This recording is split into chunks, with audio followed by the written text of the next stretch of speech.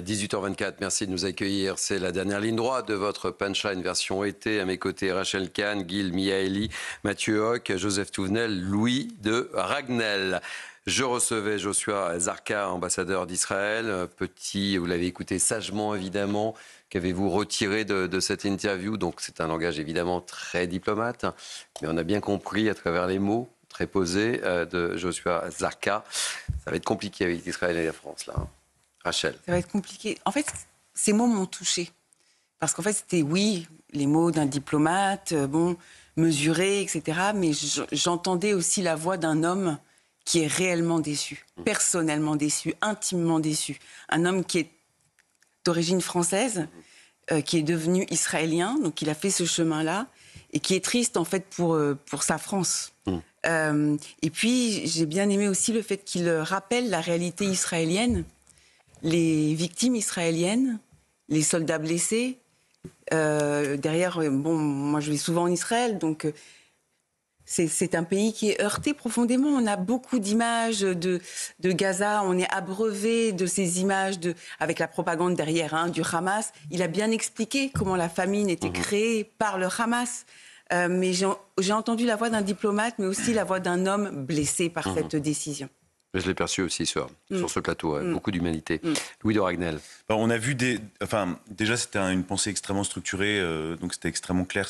Il n'est pas venu pour faire simplement du commentaire. Non. Effectivement, le choix des mots tristesse et déception, ça montre qu'il n'y a pas de colère de sa part. Et en fait, c'est pas lui-même personnellement. Il représente la voix de son pays, donc il n'y a pas une volonté d'hostilité à l'égard de la France.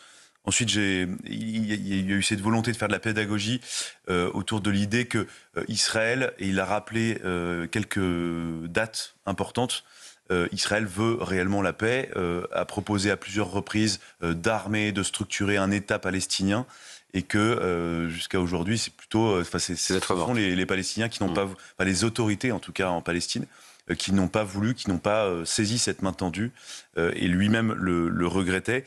J'ai trouvé intéressant aussi qu'il revienne parce qu'il y a pas mal de polémiques sur l'aide humanitaire. Ouais, donc lui, il assume et il explique, il y a l'aide humanitaire qui est détournée. Les plus riches, entre guillemets, gazaouis, peuvent en bénéficier via des trafics, tout ça. Et puis, encore une fois, malheureusement, et il le déplorait, les plus pauvres n'y ont pas accès.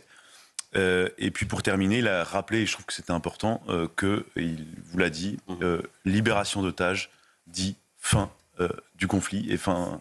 Donc, il a quand même rappelé quelque chose qui est assez basique. Et je note aussi un commentaire sur, vous savez, l'attaque contre une église chrétienne à Gaza. Et il a reconnu que c'était une erreur de la part de l'armée israélienne. Et on voyait qu'il regrettait qu'il y a eu cette erreur. Et il a donné ce chiffre, d'ailleurs, de 17%. Des blessures de soldats israéliens, de victimes, de morts qui sont provoquées par des balles israéliennes. Ouais. Et donc voilà. La guerre. Mais tout en reconnaissant c'était une erreur, donc il s'est pas caché, il a pas. C'est 500 personnes. Il a dit les choses, Gil Mihaeli, je trouve personnellement. Oui. Après, je pense que l'Europe en général et la France et l'Allemagne sont les portes de l'Europe pour Israël, est incontournable et indispensable pour Israël. Donc je pense qu'on va avoir un autre poussée de température en septembre, quand les choses vont être annoncées. Il y aura le festival autour de l'Assemblée générale annuelle des Nations Unies.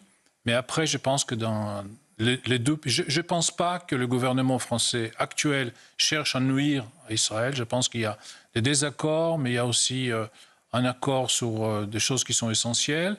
Et donc, je pense que les deux pays vont trouver le chemin d'un travail ensemble, surtout quand il faudrait ramener les autres pays de la région et d'autres pays en dehors de la région pour soutenir, parce que cette guerre va finir un jour et il y aura un jour d'après. En quelle libération des otages, c'est ce qu'a dit Oui.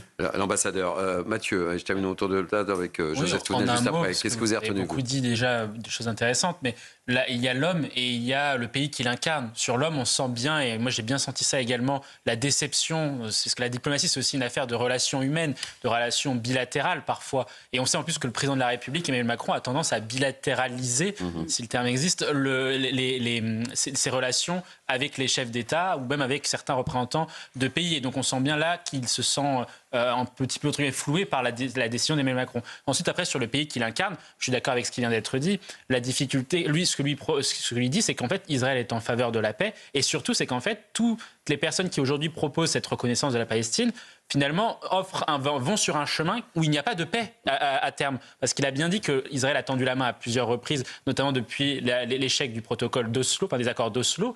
Il a dit qu'Israël avait tendu la main et que pour autant, les autorités palestiniennes n'avaient pas justement saisi cette main-là et que depuis 2005, de fait, il est impossible aujourd'hui d'aboutir à une paix, y compris à 2 États actuellement. Joseph, très rapidement, parce que Mohamed Vidal est arrivé, vous avez vu Mohamed Vidal arriver et tendre la du journal. main, Israël a continué à le faire jusqu'à une date récente, jusqu'avant le 7 octobre, puisque le Shin Bet s'est complètement planté. Et on voit comment l'ambassadeur est capable de dire on a fait des erreurs, on en fait. 17% de soldats israéliens morts par leur propre tir, c'est quand même lourd. Et le Shin Bet avait fait un rapport en disant mais avec Gaza, il n'y a plus trop de problèmes, ils veulent faire du business, on va faire du business avec eux, etc. Cette capacité israélienne à reconnaître ses erreurs, à analyser ses erreurs et à les mettre sur la table, je trouve qu'on devrait en prendre quelques leçons. Pour terminer, j'ai un petit désaccord quand même, c'est quand dans son analyse, en disant depuis la Seconde Guerre mondiale jusqu'au 7 octobre, l'antisémitisme était honteux. Non. Le 7 octobre a été un accélérateur, mais les égouts, ils étaient déjà là et ils montaient en puissance. À partir du 7 octobre, les égouts se déversent et se vident. Mais l'antisémitisme, il est monté, notamment à cause d'une immigration qui est formée à la haine d'Israël et à la haine du juif. 18h31, pardonnez-moi, Maureen Vidal, c'est le moment de faire un tour d'horizon de l'information sur Europe 1 et sur CNews. Bonsoir, Maureen.